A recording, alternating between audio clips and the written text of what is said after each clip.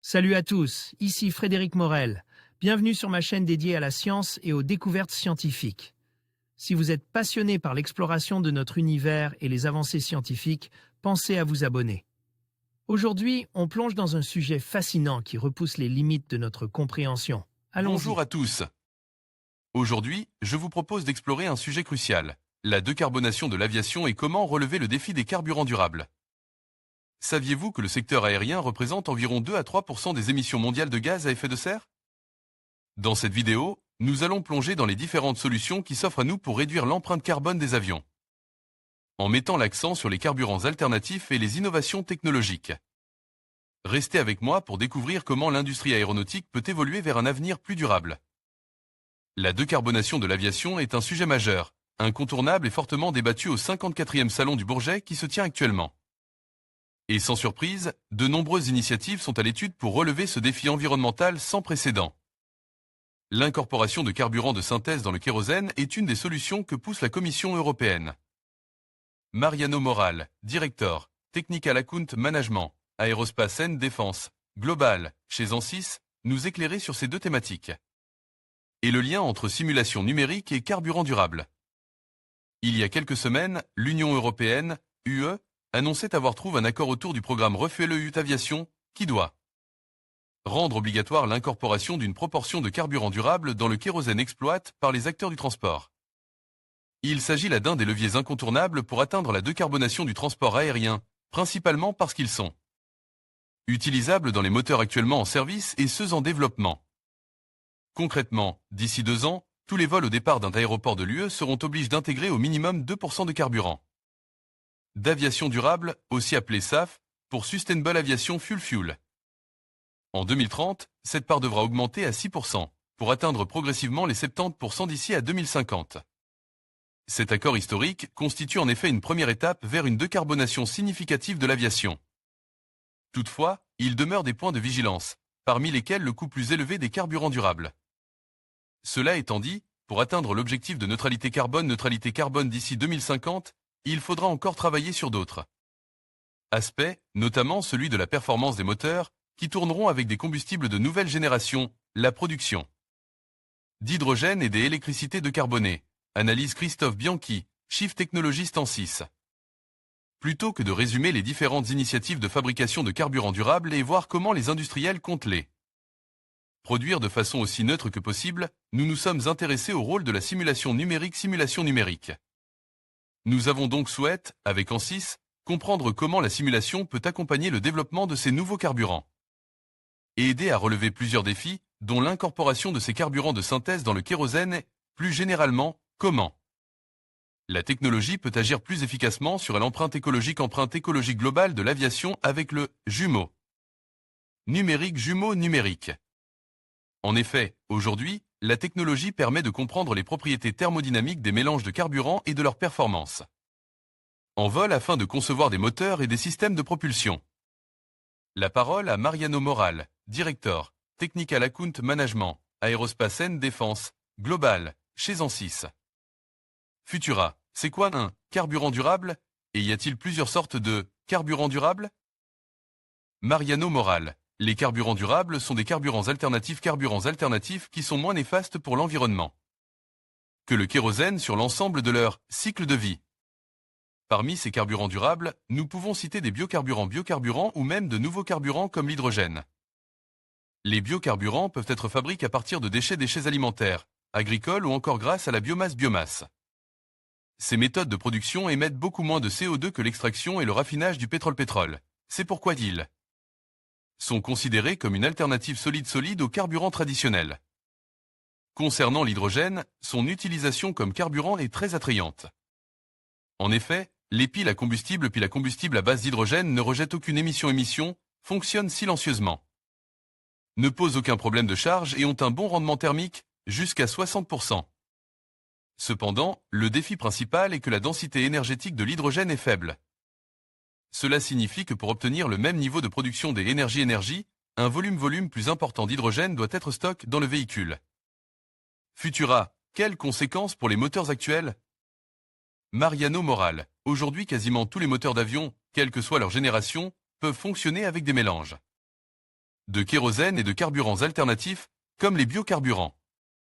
Toutefois, la limite d'incorporation des biocarburants est de 50%, car il pose encore des problèmes des étanchéité eau. Niveau des circuits du moteur. Pour lever ce verrou, il faut ajouter des molécules aromatiques qui vont prodiguer l'étanchéité nécessaire. Ou bien développer de nouveaux joints moteurs. Des technologies comme la simulation peuvent aider à convertir plus facilement les matériaux biosources en carburant durable et à établir les degrés de mélange appropriés pour maximiser leur efficacité énergétique. Mariano Moral. Pour que les avions puissent fonctionner avec 100% de carburant durable, les essais doivent encore être achevés. Et valide pour convertir les moteurs actuels. La simulation numérique joue un rôle important dans ce parcours. Alors que de nouvelles sources de carburant sont évaluées en vue de leur utilisation sur des aéronefs, les moteurs doivent faire l'objet de tests pour garantir des performances et une sécurité optimale. Grâce à la simulation, les fabricants ne peuvent explorer et prédire comment les moteurs réagiront au nouveau carburant en prenant compte par exemple des caractéristiques de combustion-combustion. Ils peuvent également prévoir l'impact de l'utilisation de ces carburants sur les traînées de condensation et les émissions carbone de l'avion. En revanche, utiliser l'hydrogène comme principale source d'énergie est complexe et nécessite de repenser les moteurs et les infrastructures de stockage en profondeur. L'hydrogène est hautement inflammable et pour les constructeurs, dont la sécurité est la priorité numéro 1, tout risque des accidents. Accident doit donc être écarté.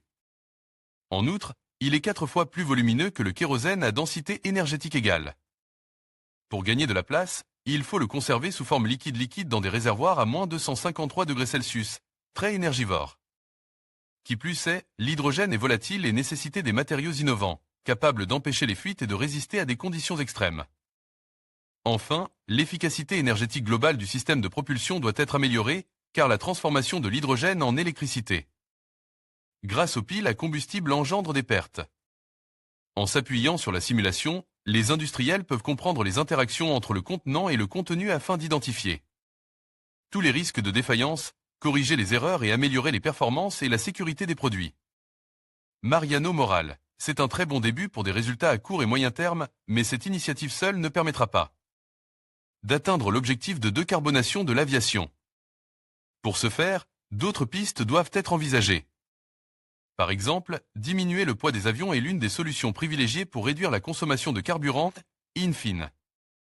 Les émissions polluantes. La plupart des matériaux lourds, comme le métal, ont déjà été remplacés par des composites plus légers, mais les fabricants ont atteint un palier et doivent trouver de nouveaux assemblages encore plus performants. Les logiciels de simulation intègrent des bases de données de matériaux de plus en plus variés, qui permettent aux ingénieurs de tester des combinaisons inexplorées pour mettre au point des composites innovants. Les composants peuvent être sélectionnés en fonction de leur durabilité pour intégrer cette dimension au plus tôt dans le cycle de développement. Futura, l'aérodynamique et l'électrification nous paraissent également des pistes prometteuses.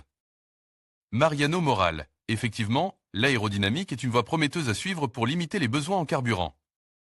En effet, la résistance aérodynamique, ou traînée, est une source majeure de consommation.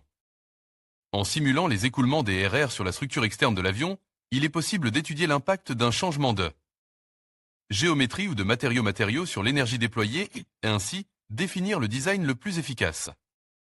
L'électrification est aussi une option pertinente pour décarboner l'aviation.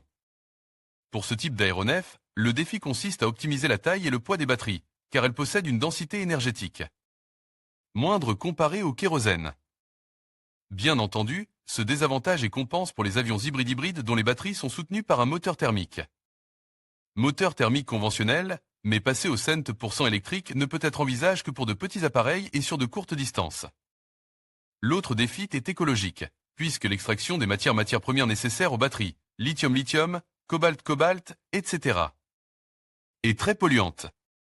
En testant rapidement et à moindre coût de nombreux concepts, la simulation peut non seulement aider les fabricants à améliorer autonomie des batteries, mais aussi à développer des modèles exigeant moins de matériaux rares. Outre la conception et la fabrication, la simulation joue un rôle essentiel dans la surveillance et la maintenance des aéronefs grâce aux jumeaux numériques, une représentation virtuelle dynamique d'un objet, d'un système ou d'un processus du monde réel, alimentant données grâce à des capteurs et l'Internet des objets IoT.